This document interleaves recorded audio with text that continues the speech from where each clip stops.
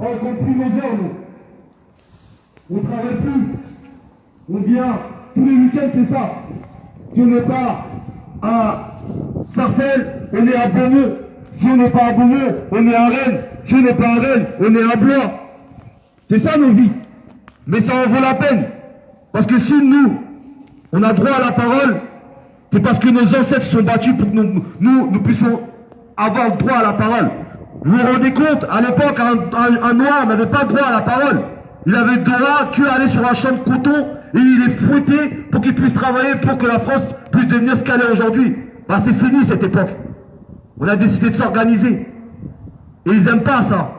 Ils n'aiment pas voir des jeunes de banlieue venir à Rennes s'exprimer. Ils préfèrent voir quoi? Nos petits frères vendent de la drogue. Et voilà, c'est la racaille. Mais la vraie racaille, on sait aller où?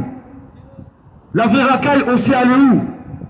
La vraie racaille, on sait c'est qui détourne les millions d'euros et qui vont pas en prison et qui vont faire la balle et qui vont danser pendant la fête de la musique sans que la justice fasse son travail. C'est ça la réalité qui se passe aujourd'hui en France. Mais nous, on va renverser le système. On va changer la donne. Parce qu'aujourd'hui, on a des médias indépendants qui sont à nos côtés et qui relaient la vérité. Moi, je mens pas je suis pas là pour mentir. Je suis pas là pour être connu. Là, cette gloire-là, toutes les personnes qui sont là, on n'en veut pas. On aurait aimé être à côté de nos familles. On aurait aimé être avec nos frères. Mais pourquoi on le fait aujourd'hui? C'est parce que ce que nous, on a subi, on veut qu'aucune personne le subisse. Donc le combat, on doit le mener ensemble. Que ce soit de Paris, à Rennes, à Marseille, c'est pareil. Toutes les vies comptent. La vie de Gaye Camara comptait. La vie d'Adama Traoré comptait. La vie de Babacar Gaye comptait. La vie d'Ibo comptait. La vie de Lamine Dieng comptait. La vie de Cédric Chouviat comptait. Toutes les vies comptent. Donc aujourd'hui, on doit se battre ensemble pour renverser ce système. On n'attaque pas un individu. On n'attaque pas un uniforme. On attaque un système.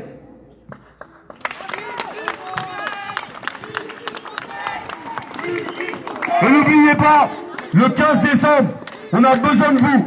C'est ensemble qu'on pourra avancer les choses. Le 15 décembre, au palais de justice de Cité, à 16h. La famille Camara a besoin de vous. Si on existe aujourd'hui, c'est grâce à vous. Merci.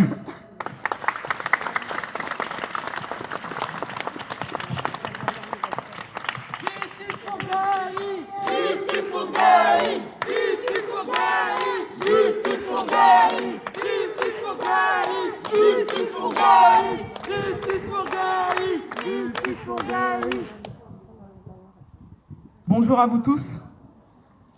Aujourd'hui, comme ceux qui sont passés avant moi l'ont répété, on est là pour Awa. On est là pour l'accompagner dans ce combat. Quand mon frère va mourir, son frère était déjà parti. Et Awa, c'est notre sœur, c'est notre grande sœur. Elle est là dans tous les événements à chaque fois pour tout le monde. Et je pense que toutes les personnes qui ont suivi son parcours, on peut être fier d'elle. On peut être fier de son évolution. On peut être fier de la façon dont elle a pris le combat avec son comité. Aujourd'hui, Awa, elle s'exprime aussi bien que n'importe quelle personne ici.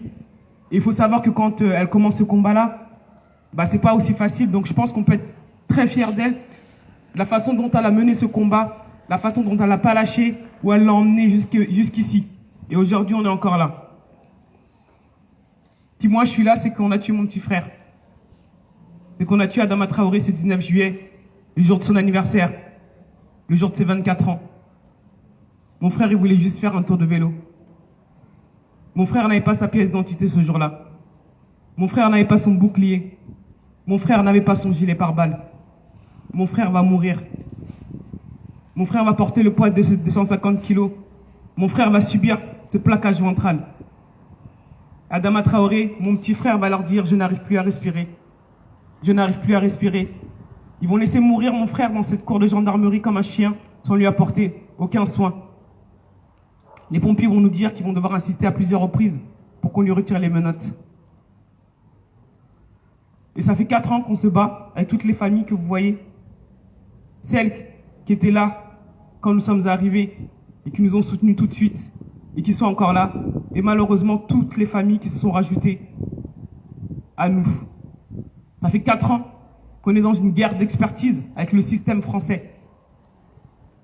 Tout de suite, si on avait fait confiance Au système judiciaire, Adama Traoré serait mort de cause cardiaque, d'infections très graves, sous l'emprise de l'alcool, sous l'emprise de la drogue. Mon frère serait mort de drépanocytose et mon frère serait mort de chaleur. Voilà toutes les maladies que nous avons pu écarter pendant 5 ans. Mais c'est pendant presque 5 ans, pardon. Mais c'est 4 ans de combat et 4 ans de lutte. Il faut savoir que pendant ces 4 ans-là, on a enfermé tous mes petits frères. Ça, c'est important de le savoir. On a subi un acharnement, une pression de la part du système judiciaire. Tous les frères d'Adama Traoré ont été en prison. Il faut savoir qu'il est arrivé une année où on venait chez nous, il n'y avait personne. Ma petite sœur, mes 2 petites sœurs, et moi, et mes mamans. Voilà comment le système français, voilà comment cette machine de guerre, qui n'a ni sentiment, ni état d'âme, ni remords, quand elle se met en place, c'est une broyeuse qui écrase tout sur son chemin. Aujourd'hui, parce qu'on peut parler d'Adama, du combat qu'on mène, mais ça ne sera pas au sacrifice de nos vies, ça ne sera pas au sacrifice de la vie de mon petit frère Bagui, qui est aussi aujourd'hui en prison pour tentative d'assassinat sur 70 gendarmes, témoin principal dans la mort d'Adama, qui aujourd'hui risque plus de 30 ans de prison. Le procès a été reporté, mais c'est un procès auquel on va aller. À l'heure où moi je vous parle, 4 plaintes, dont 2 mises en examen, au mois de mai, 3 jours de procès face aux gendarmes qui ont tué mon petit frère. Mais le combat, il est encore là. Nous n'avons toujours pas eu la mise en examen de ces gendarmes. Nous n'avons toujours pas eu la condamnation de ces gendarmes. Et c'est un combat qu'on va continuer à mener avec vous. Il y a ces marches du mois de juin qui rentrent dans l'histoire des violences policières pour nos frères. Quand on va sortir dans la rue avec leur nom pour demander et réclamer la vérité et la justice, ben le peuple français va venir pour clamer haut et fort le nom de tous nos frères. Ben c'est comme ils l'ont dit, nos frères ne reviendront plus, malheureusement. Si nos frères auraient pu revenir, ils auraient déjà ressuscité 1 million de fois, mais ils ne reviendront plus. On continue à se battre pour dire que nos frères avaient le droit de participer à la construction de ce monde, qu'ils avaient le droit de participer à la construction de cette France, et qu'ils avaient surtout le droit de participer à la construction de leur propre vie. Mais on se battra avec leur nom pour renverser cette machine de guerre. Parce que si aujourd'hui vous êtes tous là, vous, présents, c'est que vous êtes vous aussi devenus des soldats malgré vous. Nous sommes tous devenus des soldats malgré nous pour renverser cette machine de guerre. Pour pouvoir vivre librement, pour pouvoir circuler librement, et pour pouvoir dire qu'ils n'ont pas de droit de mort sur la vie de qui que ce soit, que la peine de mort elle a été abolie.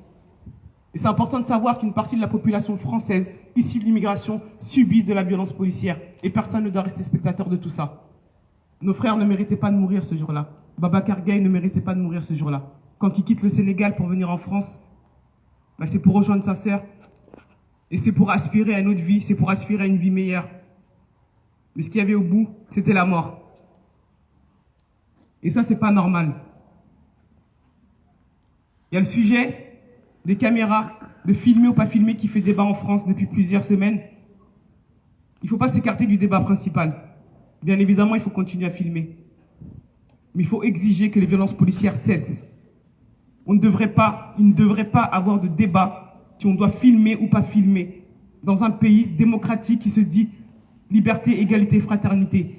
On doit aller dans la rue, on doit marcher pour savoir si on doit filmer des policiers qui sont violents, des policiers qui tabassent des individus. Le sujet principal, c'est que les violences policières puissent cesser, qu'il n'y ait plus d'impunité policière. S'il n'y a pas de violence policière, il n'y a pas de débat si on doit filmer ou pas filmer. Les caméras ne sauvent pas des vies. Quand on regarde l'affaire Théo, regardez comment, avec des caméras, avec des vidéos, ils ont pu retourner la situation. Quand on regarde d'autres affaires, c'est exactement la même chose. Il faut savoir que dans nos quartiers populaires, certains n'ont même pas le temps de sortir leur caméra, que la violence vient à eux directement. Qu'est-ce qu'on fait de cette violence-là? Qu'est-ce qu'on fait de ces victimes-là? Qu'est-ce qu'on fait de ces personnes-là? Qu'est-ce qu'on fait des personnes qui sont aujourd'hui en prison? Donc le débat doit être beaucoup plus large, et le débat, il faut l'ouvrir beaucoup plus largement, et ne pas simplement s'enfermer derrière, si on doit filmer ou pas filmer, s'enfermer derrière une caméra ou un téléphone. Quand mon frère va mourir, il n'y avait pas de caméra. Quand Babacar Gaye va mourir, il n'y avait pas de caméra. Quand Lamine Dieng va mourir, il n'y avait pas de caméra. Quand Ibo va mourir, il y avait une caméra, et la famille la demande tous les jours. Ben, elle est où cette vidéo? C'est ça aussi le sujet. C'est de ne pas prendre une partie de tout ça où on veut et comme on veut. Si le combat doit aller aussi en profondeur, Bah, ça fait 2 ans, bientôt 2 ans qu'une famille demande des vidéos. Elles sont où ces vidéos? Si les vidéos, c'est si important aujourd'hui dans l'espace public français, bah, des familles continuent à réclamer des vidéos. En tout cas, on continue à mener le combat. Aujourd'hui, on est à Rennes, de Rennes à Paris. Babacar Gaye était au Sénégal, du Sénégal à Rennes. De toutes les villes confondues, bah, le combat, on doit continuer à le mener ensemble. Il y a 3 jours, on a eu une excellente nouvelle dans le combat à Dama. C'est une nouvelle qu'on a été chercher ensemble, tous ensemble. On a pu faire annuler une expertise qui dédouanait les gendarmes. Cette expertise qui disait qu'ils n'étaient pas responsables de la mort d'Adama Traoré, qu'Adama Traoré était mort de chaleur. Aujourd'hui, on a réussi à faire annuler cette expertise. Et comme je l'ai dit, Adama ne reviendra plus, même si l'expertise elle est annulée. Mais en tout cas, ça fait avancer. Et ça montre que le système français, que le système judiciaire est incapable de rendre des expertises correctes. Et en janvier, nous attendons de pied ferme l'expertise que la France, que la justice française a envoyée en Belgique, tellement ils sont incompétents. Aujourd'hui, nous sommes à plus de 10 expertises dans l'affaire Adama Traoré, et la France a décidé de l'envoyer vers la Belgique pour que la Belgique puisse rendre une expertise qui arrive en janvier. Donc en tout cas, le combat continue. Le combat continue surtout ici, à Rennes, c'est vous qui êtes là. En tout cas, j'espère qu'il y a beaucoup de personnes de Rennes qui sont là. Nous, on viendra à chaque fois que Awa va nous appeler, mais vous, vous êtes là, vous êtes présents. Vous devez répondre présent quand elle est là à chaque fois, à chaque moment. Vous êtes le plus près. Le temps que nous, on arrive, c'est nous. On doit vous trouver ici. On doit vous trouver déjà prêt à être au combat auprès d'elle. C'est ça la force, c'est ça le combat. Justice pour Babacar Gaye, justice pour tous nos frères. Merci.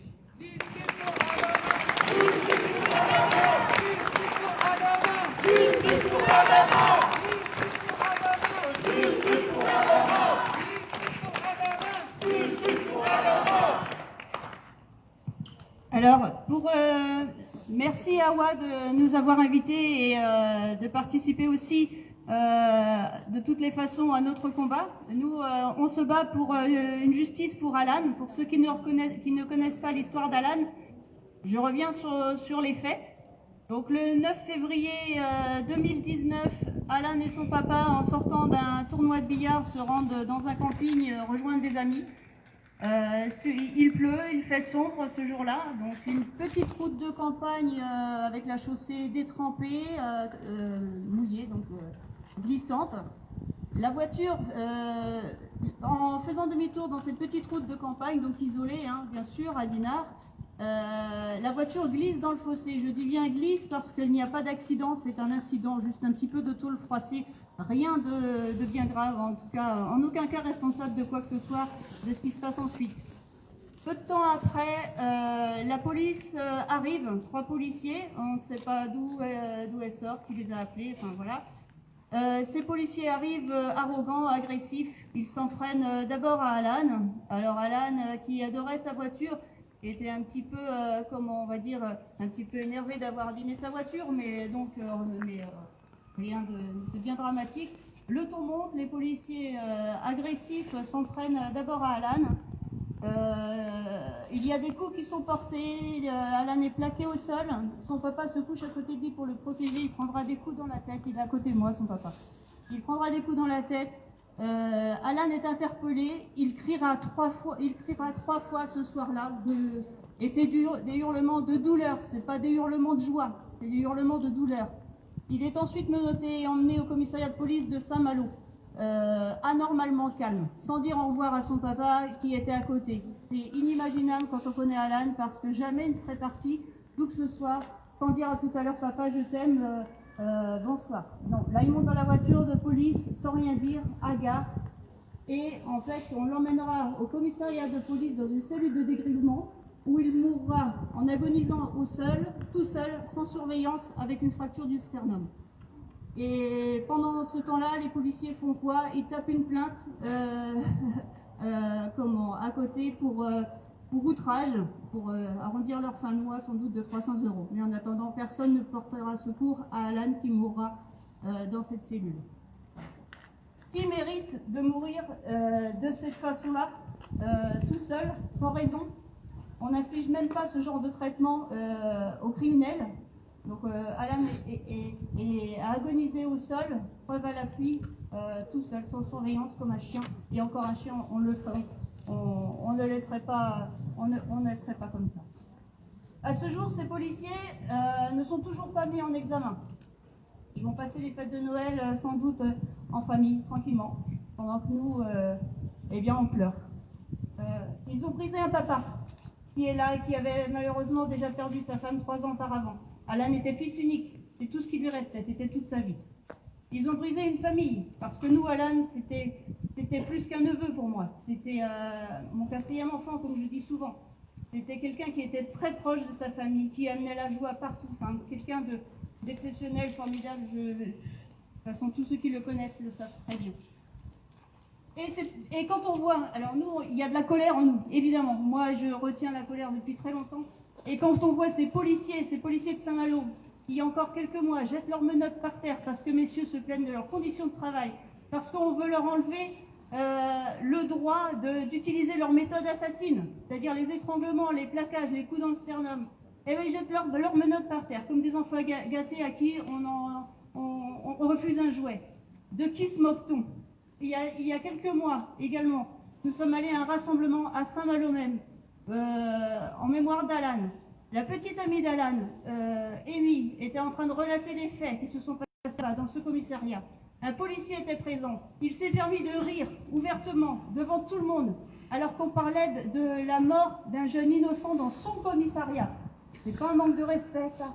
Et après, ils veulent du respect. Mais comment on peut faire confiance et croire des gens qui sont plus agressifs et plus violents que nous ?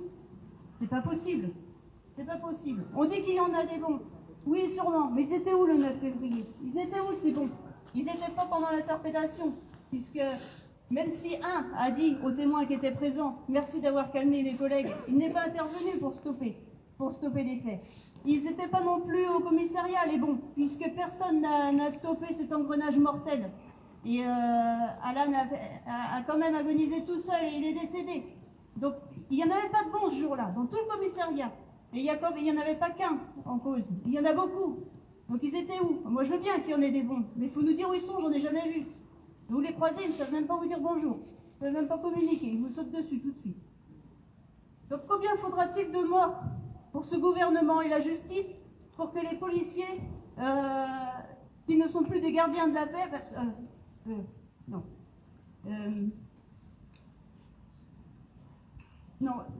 vais dire combien il faudra de morts pour que le gouvernement et la justice comprennent que ces policiers ne sont plus des gardiens de la paix, mais c'est des semeurs de haine et de violence. Donc il faut qu'ils l'entendent. Monsieur Dupond-Moretti, qui se dit défenseur des droits et de la justice, qu'est-ce que vous faites ? Qu'est-ce que vous faites pour nous ? Qu'est-ce que vous faites pour Alan ?